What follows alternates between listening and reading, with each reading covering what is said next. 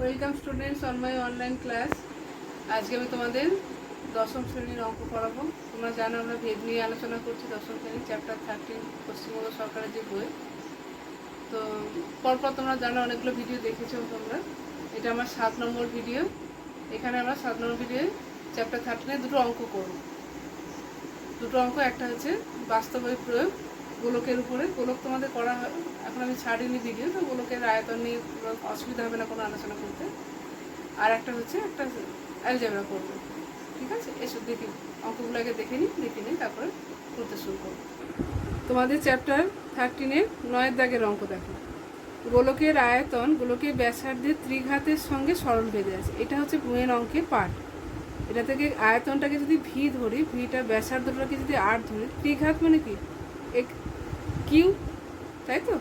Vita proportional to r Q হবে। এটা হচ্ছে তোমার বেদের সম্পর্কটা নির্ণয় করতে সাহায্য করবে।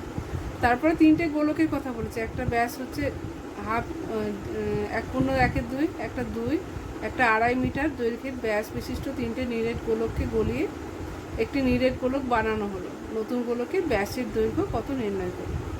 আচ্ছা, ধরে নিতে হচ্ছে কি, শর্ত একটা করে দিয়ে আসছে তোমাদের সুবিধার জন্য। গোলানোর আগে এবং পরে আয়তন একই থাকবে। তারপরে কি বলো, 3টে যে ছোট ছোট গোলক ছিল তাদের যে মিলিত আয়তন, আগে তাদের আয়তনগুলো বার করব। তাদের যে মিলিত আয়তন সেটা কি হবে, নতুন গোলকের আয়তনের সঙ্গে সমান হয়ে যাবে। আরেকবার বলি, 3টে ছোট গোলকের ব্যাস বলে দিয়েছে, তাদের ব্যাসার্ধ বার করব, তাদের আয়তন বার করব।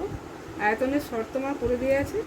সেখান থেকে কি করব, 3টে গোলকের আয়তনের সমষ্টিটা কি হয়ে যাবে, নতুন যে গোলকটা তার আয়তনের সমষ্টির সঙ্গে সমান হয়ে যাবে। এসব পাট করে দেখি। আচ্ছা, ধরে নিই কি, গোলকের ধরি গোলক, তো গোলকের আয়তন ভি আর ব্যাসার্ধ আর। দুটো চলরাশি এখানে, একটা হচ্ছে আয়তন চলরাশি আর একটা ব্যাসার্ধ চলরাশি। কী করে বুঝলাম বলো তো? প্রথমেই বলে দিয়েছে গোলকের আয়তনটা গোলকের ব্যাসার্ধের ত্রিঘাতের সঙ্গে সরল বেঁধে আছে। তাহলে আয়তনটাকে ভি ধরলাম, এই একটা চলরাশি, একটা ব্যাসার্ধ আর একটা চলরাশি। এই দুটো চলরাশির মধ্যে সম্পর্ক কি বলে দিয়েছে, V proportional to r cube. ব্যাসার্ধের ত্রিঘাত মানে কিউ, ত্রিঘাতের সঙ্গে কোনটা সমানুপাতিক, ভিটা। এবার ইকুয়াল করতে গিয়ে কী করবো, ভি সমান কে আর কিউ, এটা ফার্স্ট স্টেপটা করছি আমরা। ভি সমান কে আর কিউ, এটা হচ্ছে সম্পর্ক। এটাকে আমি 1 নম্বর বলে দিয়ে রেখে দিলাম, 1 নম্বর সমীকরণ। এবারে বলেছি 3টে ছোট ছোট গোলক আছে। 3টে ছোট ছোট গোলকের ব্যাস বলে দিয়ে আছে, তাদের আয়তনগুলো বার করি। আচ্ছা, প্রথম গোলকে এই রিলেশনটা ব্যবহার করব, 1 নম্বর রিলেশনটাকে ব্যবহার করব। প্রথম গোলকে একবার ব্যাসার্ধ করছে, ব্যাসার্ধ R1 সমান করলাম কত, 1/2 মিটার হচ্ছে ব্যাস। তাহলে ব্যাসার্ধ করতে গেলে কী করবো, হাফ দিয়ে গুণ করবো, অর্ধেক হয় তো, এত মিটার, ঠিক আছে। তার মানে কত, হাফ ইন্টু 3/2 মিটার সমান 3/4 মিটার। এটা হলো ব্যাসার্ধ পেয়ে গেলাম, ঠিক আছে। তাহলে প্রথম গোলকের আয়তন কত হবে, প্রথম গোলকের আয়তন আমি যদি V1 বলি, V1টা কী হয়ে যাবে, প্রথম 1 নম্বর রিলেশন থেকে কি পাবো, কে ইন্টু R1 এর কিউ, ঘনমিটার বলতে পারি। আয়তনের একক ঘনমিটার হয়, তোমরা জানো আয়তনের একক ঘনমিটার হয়, ঘনমিটার। কোন রিলেশনটা ব্যবহার করলাম, 1 নম্বর রিলেশনটাকে ব্যবহার করে 1 নম্বর গোলকের আয়তন হচ্ছে V1 সমান K1 আর কে ইন্টু R1 কিউ, বা R1 এর মানটা বসিয়ে দিই কে ইন্টু 3/4 তার হোল কিউ ঘনমিটার, বা V1 সমান কে ইন্টু 3 3 9 3 27 বাই 4 4 64 64 ঘনমিটার। এবার একটা গোলকের পেয়ে গেলাম। এবার দ্বিতীয় গোলকে দ্বিতীয় গোলকের ব্যাসার্ধ, দ্বিতীয় গোলকের ব্যাসার্ধ কত? 1/2 × 2 মিটার সমান 1 মিটার। দ্বিতীয় গোলকের আয়তন, আয়তন V2 বলি, V2 সমান তাহলে কী হবে? K × R3। 1 নম্বর রিলেশনকে ব্যবহার করবো, K × R2, এটাকে R2 বললাম, এটাকে R2 বললাম, তাহলে K × R2 মানে V2 সমান তাহলে কী পেয়ে গেলাম? K × 1 এর কিউ, তার মানে V2 সমান পেয়ে গেলাম K, শুধু K পেয়ে গেলাম, 1 কিউ মানে তো 1ই হয়। আচ্ছা, এবার 3 নম্বর গোলক, তৃতীয় গোলক,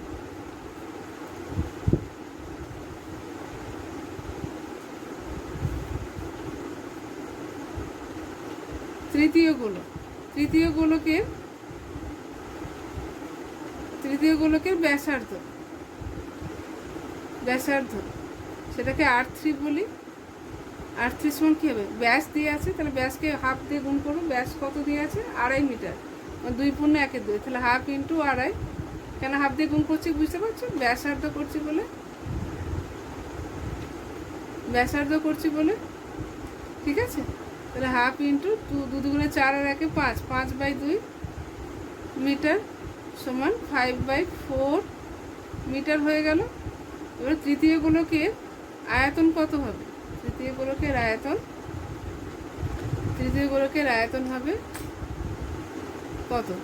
V3 বলি, V3 সমান কত হয়ে যাবে? K × R3 কিউ, তার মানে V3 সমান কত হয়ে যাচ্ছে? K × R3 কিউ মানে 5/4 তার হোল কিউ, 5/4 তার হোল কিউ, তাহলে V3 হয়ে যাচ্ছে কত? K × 125/64। এরপরে যে নতুন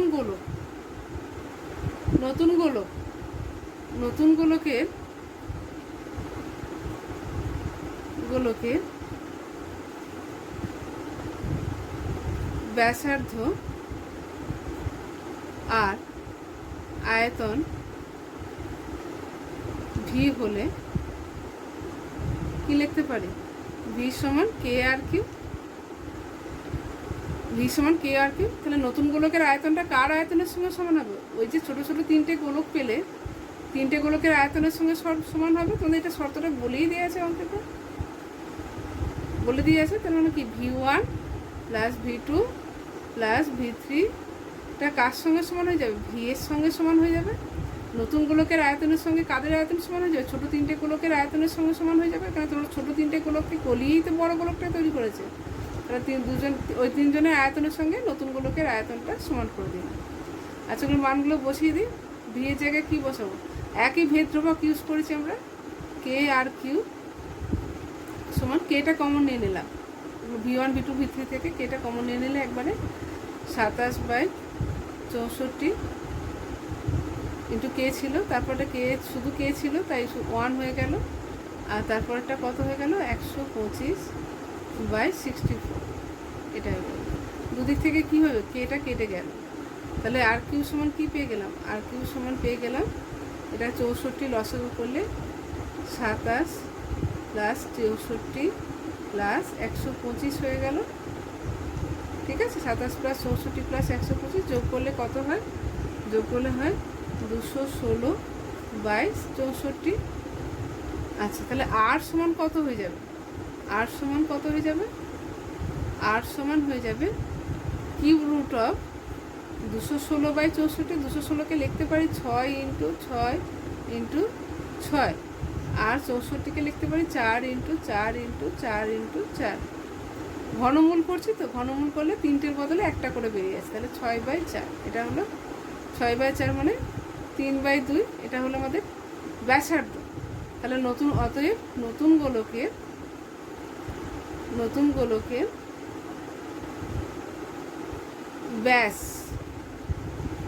ব্যাস মানে 2R হবে, ব্যাসার্ধের দ্বিগুণ, তা 2 দিয়ে গুণ করলে কত হবে? 3/2 × 2 মিটার সমান কত হয়ে গেল? সমান হয়ে গেল 3 মিটার। তাহলে নতুন গোলকের ব্যাস কত পেয়ে গেলাম 3 মিটার। আমি আরেকবার বলে দিই কী করে করেছি। 3টে গোলক দেওয়া ছিল, 3টে গোলকের আয়তন বার করেছি। প্রথমটার আয়তন বেরিয়েছিল কে ইন্টু 27/64, দ্বিতীয়টার আয়তন বেরিয়েছিল শুধু কে, তৃতীয়টার আয়তন বেরোলো কে ইন্টু 125/64।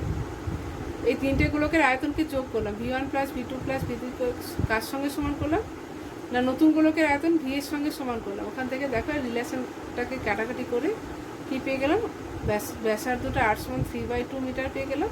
তাহলে ব্যাসটা সেখান থেকে কত পেয়ে গেলাম, 3 মিটার। চলো পরের অঙ্ক 10-এর অঙ্কটা করা যাক।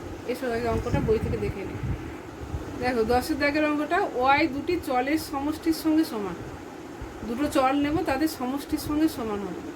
তাহলে ওয়াইয়ের দুটো পার্ট থাকবে, যার একটা পার্ট কী হবে, এক্সের চলের সঙ্গে সরণ ভেদে থাকবে, আর অন্যটা এক্সের চলের সঙ্গে ব্যস্ত ভেদে থাকবে। এটার থেকে আমি কী করবো, ভেদ সম্পর্কটাকে নির্ণয় করব। তারপর শর্ত দিয়ে আছে, প্রথম শর্ত দিয়ে আছে x=1 y=-1, এটা একটা শর্ত। আর দ্বিতীয় শর্তে দিয়ে আছে x=3 y=5। এটা করার পর এক্স আর ওয়াইয়ের মধ্যে সম্পর্কটা করব, ঠিক আছে।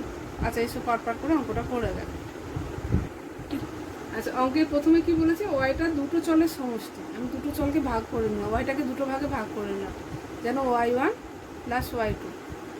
আচ্ছা প্রথম চলটা কি বলেছে, প্রথম চলটা বলেছে এক্সের সঙ্গে কি আছে, সরল ভেদে আছে। তাহলে y1-এর জায়গায় কী লিখতে পারি, y1 পার্টটা কি আছে, এক্সের সঙ্গে সরল ভেদে আছে। তাহলে এক্সের সঙ্গে সরল ভেদে মানে কি, আমি ধরলাম কে ধ্রুবকটা, কে এক্সের সঙ্গে সরল ভেদে আছে, এক্স প্রপোর্শনাল টু এক্স হলো y1টা। তাহলে y1 সমান কী হবে, কে ইন্টু এক্স। তাহলে y1-এর জায়গায় বসে দিলাম কে ইন্টু এক্স। আরেকটা কী বলেছে, আরেকটা বলেছে অন্যটি এক্সের চলের সঙ্গে ব্যস্ত ভেদে আছে, মানে অন্য পার্ট কোনটা ছিল, y2 পার্টটা ছিল। y2 পার্টটা কী বলেছে, এক্সের সঙ্গে ব্যস্ত ভেদে রয়েছে। সমান করতে গেলে কী করবো, আরেকটা ধ্রুবক দিয়ে গুণ করতে হবে, এম বাই ওয়াই করলাম। এম কে আর এমটা কি, কে আর এমটা হচ্ছে, কে আর এম এখানে অশূন্য ভেদ ধ্রুবক, মনে থাকে জানো, এটা লিখতে ভুলবে না। কে আর এমটা অশূন্য ভেদ ধ্রুবক। তাহলে y2 জায়গায় কী বসাবো, এম বাই এটাকে এক্স হবে, এম বাই এক্স। তাহলে ওয়াইটা দুটো রাশির সঙ্গে প্রপোর্শনাল হচ্ছে। একবার বলছে ওয়াইটা প্রপোর্শনাল টু, একটা পার্ট হচ্ছে এক্সের সঙ্গে সরল ভেদে, আর একটা পার্ট হচ্ছে এক্সের সঙ্গে ব্যস্ত ভেদে রয়েছে, ঠিক আছে। তাহলে ওয়াই সমান কী পেয়ে গেলাম, ভেদ সম্পর্কটা কী পেয়ে গেলাম, K X plus M by X, K X plus M by X. এখানে মজা কী হলো বলো তো, দুটো ভেদ ধ্রুবক পেলাম, একটা কে একটা এম। এই দুটো ভেদ ধ্রুবকের মান বার করতে হবে। তোমার দুটো শর্ত দিয়ে আছে, তোমার 1 নম্বর স্টেপ হয়ে গেছে, 2 নম্বর স্টেপটা করবো। প্রথম শর্তে কী বলেছে বলো তো, x=1 আর y=-1। এটাকে আমি 1 নম্বর সম্পর্ক বলি। 1 নম্বর সম্পর্ক থেকে কী করবো, এক্সের মান 1 বসাবো আর ওয়াইয়ের মান -1 বসাবো। তাহলে -1 সমান এক্সের মান 1 মানে কে ইন্টু 1 মানে কে, মাইনাস এম বাই 1 মানে শুধু এম হয়ে গেল। এটাকে আমি 2 নম্বর সম্পর্ক বলে রাখলাম। কোত্থেকে পেলাম, এটা আমি 1 থেকে পেলাম। কী করে পেলাম না, এক্সের জায়গায় 1 বসিয়েছি, ওয়াইয়ের জায়গায় -1 বসিয়ে পেলাম কি, -1 ইজকাল টু কে মাইনাস এম। এটা আমি পরে কাজে লাগাচ্ছি। দ্বিতীয় শর্ত মানে 3 নম্বর স্টেপটা করে ফেলি। 3 নম্বর স্টেপে বলে দিয়েছে x=3 হলে ওয়াই সমান কত হবে, y=5 হবে, x=3 হলে y=5। তাহলে ওয়াইয়ের জায়গায় 5 বসিয়ে দিই। 5 সমান কী হয়ে গেল, 3k প্লাস এম বাই 3। এবার 3টাকে লসাগু করছে, ঠিক আছে। তাহলে 3টাকে লসাগু করলে কী হবে, 3টাকে লসাগু করলে কী হবে, 5 সমান 3, 3 3কে 9k প্লাস এম।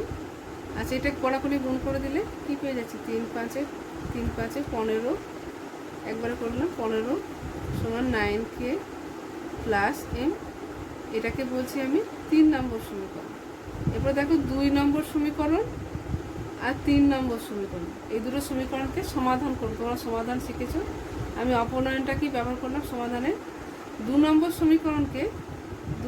সমীকরণটাকে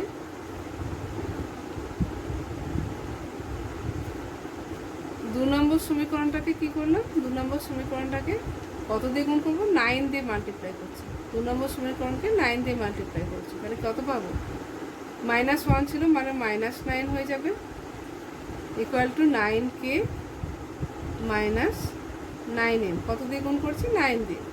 আর 3 নম্বরটা যেমন আছে লিখে ফেলি, 15 ইকুয়াল টু 9k + m। এবার সাইন চেঞ্জ করে দিচ্ছি, অপনয়ন করবো তো সাইন চেঞ্জ করে দিচ্ছি, তাহলে 9kটা ক্যান্সেল হয়ে গেল। -15 আর -9 প্লাস করলে কত হয়ে যায়, -24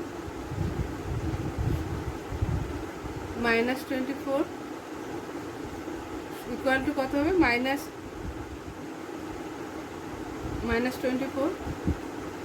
আচ্ছা 9k, এটা কোথায়, 9k +m ছিল, সরি এটা +m ছিল, 9k -m হয়ে গেছে। এবার দেখে নিন এটা 9k -1 সমান k + m, তাহলে x এর মান কী ছিল, 1 ছিল, এটা প্লাস সাইন হবে, এটা ভুল করে মাইনাস সাইন হয়ে পড়েছে, তাহলে এটা প্লাস হবে। তাহলে +9m -m বাদ দিলে কত হয়ে যাবে, 8m হয়ে গেল। তাহলে এখান থেকে m সমান কত পেয়ে যাচ্ছে, -24/8 সমান -3। আচ্ছা m এর মান -3 পেয়ে গেলাম। এবার 1 নম্বর সম্পর্ক থেকে করি, 1 নম্বর সমীকরণ থেকে, 1 নম্বর সমীকরণ থেকে কী পাবো, m এর মান -3 বসিয়ে দিই। 1 নম্বর সমীকরণটা একবার দেখি, -1 ইকুয়াল টু k + m ছিল তো 1 নম্বর সমীকরণটা, এটা প্লাস হবে, মাইনাস পড়ে গেছিলো ভুল করে, প্লাস হবে। আচ্ছা m এর মান -3 বসিয়ে দিলে কী পাবো, এখান থেকে -1 ইকুয়াল টু k -3, বা k সমান কত হয়ে যাবে, 3 - 1 সমান 2। তাহলে m সমান পেয়ে গেলাম -3, k সমান পেয়ে গেলাম +2। তাহলে x আর y এর যে সম্পর্কটা ছিল সেটা লিখি একবার, y সমান কী ছিল, kx + m/x। এবার k আর m এর মানটা বসিয়ে দিলে তো আসল ভেদ ধ্রুবকটা সম্পর্কটা পেয়ে যাবো, এটাই তোমাদেরকে জানতে চেয়েছে।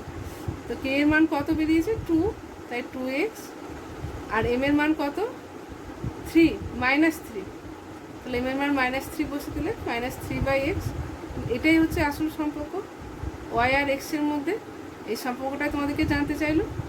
অঙ্কটা তাহলে বুঝতে পারলে, ওয়াইটাকে দুটো পার্টে ভাগ করলাম, y1 y2, তারপর y1টাকে কী করলাম, kx, আর y2টাকে m/x করলাম, +m/x। তারপর শর্তগুলো, প্রথম শর্ত বসিয়েছি, একটা সম্পর্ক পেলাম, -1 ইকুয়াল টু k + m। তারপরে দ্বিতীয় শর্তটা বেশি পেলাম কি, 15 ইকুয়াল টু 9k + m। তারপরে দুটো থেকে অপনয়ন করে কী পেলাম, k আর m এর মান বার করে সম্পর্কটাতে বসিয়ে দিলে কী পেয়ে যাচ্ছি, y সমান 2x - 3/x। এটাই হলো ভেদের সম্পর্ক, এটাই হলো ভেদের সম্পর্ক বা x আর y এর মধ্যে সম্পর্ক।